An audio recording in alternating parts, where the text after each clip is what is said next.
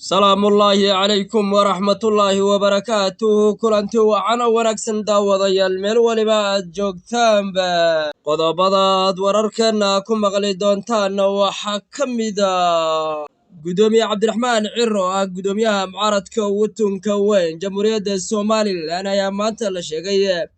inay rasaas weyn ula dhaceen ciidamada booliska ee Soomaaliland iyadoo muuqaalada aad arki doontaan ay cadeynayso weerarka xooggan ee halkaasi ka dhacay isagoo la sheegay in loo adeegsanayay gaariyaha booliska noocyada kala duwan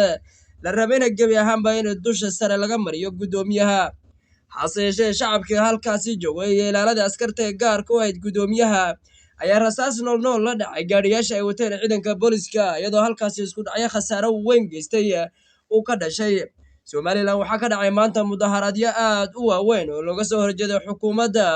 Muuse Biixi Cabdi oo gabi ahaanba qaadacday habsami socodka doorashooyinka ama systemkii loogu talagalay doorashooyinka Soomaaliland in lagu qabto gabi ahaanba baalmartay xisbiyada mucaaradka iyo xisbiga muxaafadka uu hoggaanka u hayo Muuse Biixi Cabdi ayaa gabi ahaanba isku afgaran la qaabka loo marayo doorashooyinka Soomaaliland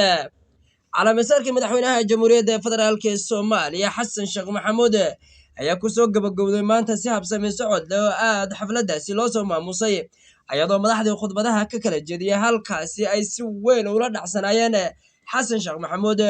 hase yeeshee madax in badan khilaaf weyn ka soo dhaxeeyay oo wajiyaashooda in aad iskugu fiicnayn ayaa halkaasi maanta isku arkay waa madaxweynaha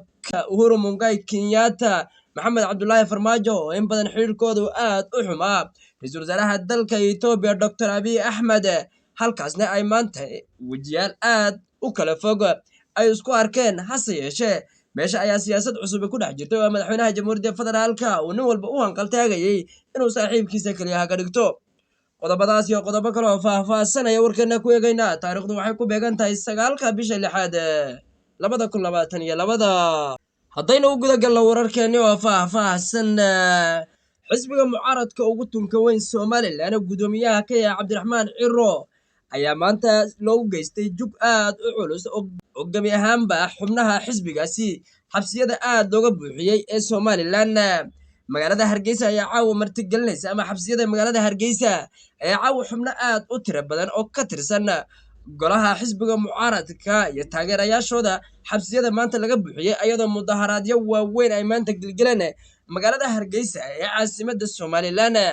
xisbiyada mucaaradka iyo xukuumadda Muuse Biixi Cabdi ayaa gabi ahaanba isku afgaran la qaabka loo marayo doorashooyinka Soomaaliland ayadoo muddaxileedkii Muuse Biixi Cabdi uu gabagaba marayo hase yeeshee gabi ahaanba la isku afgaran leeyahay doorashooyinka Soomaaliland qaabka loo maraynayo ayadoo uu Muuse Biixi rabo inuu muddaxileedkiisa sii dheeraysto qaabkii hore doorashooyinka Soomaaliland lagu qaban jiray ama waqtiyada ay ku dhici jireen gabi ahaanba wadooyinkaasi laga leexdo hase yeeshee xisbiyada mucaaradka oo gabi ahaanba arrintaasi qaadacsan si weyn uga soo horjeeda ayaa mudaharaadyo waaweyn ka dhigay maanta magaalada Hargeysa ee caasimadda Soomaaliland ayadoo halkaasi isku haleeleen taageerayaasha xisbiga iyo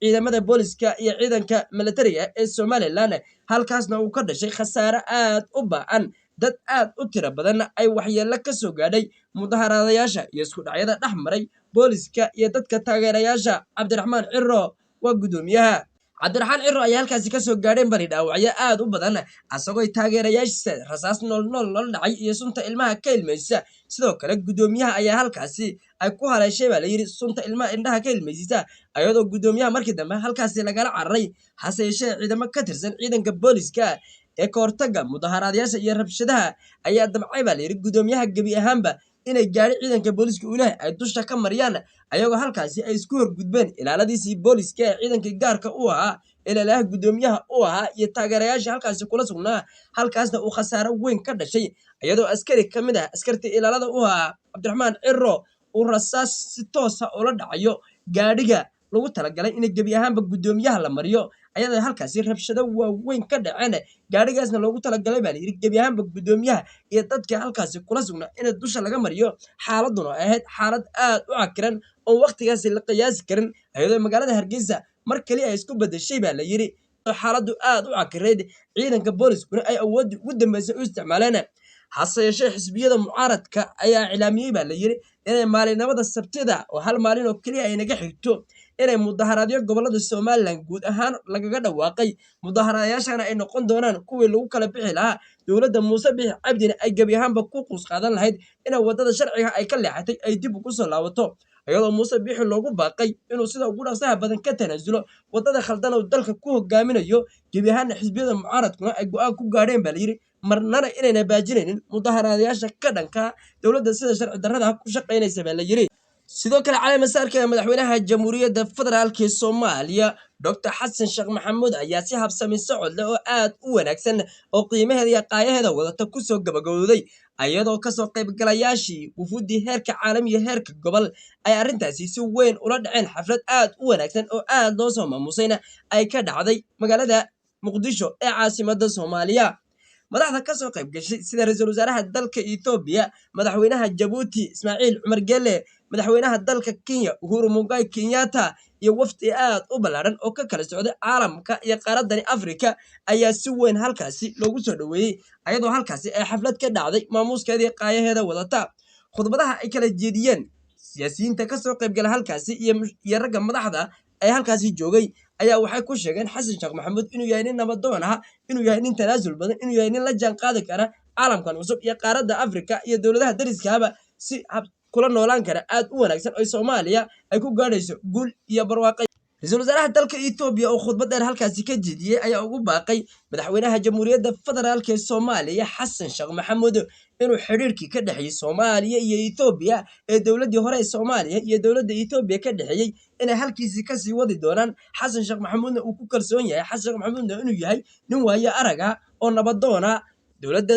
Dr. Abiy Ahmedna inay si weyn ula shaqayn doonto madhabkeedii ahaa dowladda Itoobiya inayna dalka Soomaaliya ay kula noolaanayso jiraan ay kula noolaanayso darisnimo wanaagsan inay halkeedii ka sii wadi doonaan isagoo Dr. Abiy Ahmed sheegay inayna dowladdiisa wax caqabada kaga iman Xasan Sheekh Maxamuud wax kasta oo siyaasada oo labada dal ka dhaxaysana inay halkeedii ka sii wadi doonaan sidoo kale Uhuru Kenyatta ayaa aad ula dhacay madaxweyne Xasan Sheekh Maxamuud guushiisa mar kale uu ku soo laabtay xilka ugu sareeya dalka Soomaaliya asagoo oo ku sheegay Xasan Sheekh Maxamuud inuu yahay madaxweynaha rasmiga ah ee Soomaaliya ay u baahan tahay waqtigan waa dalka Soomaaliya ninka ugu baahnaa Soomaalina ka badbaadin kara god dheer oo sheegay inay ku sii dhacaysay soo xaaladda Soomaaliya ku sheegay inay waqtiyada qaar aad u adag tahay Soomaaliyadii hore dowladda Soomaaliya horeysana inay kala garan weyday Soomaaliya halkay joogto iyo halkay u socota iyo halkay ka timid asagoo sheegay inay labada dal Soomaaliya iyo Kenya uu xiriir wanaagsan ka dhaxaynin hase yeeshee hadda uu ka rajeynayo madaxweynaha Soomaaliya Xasan Sheekh Maxamuud inuu si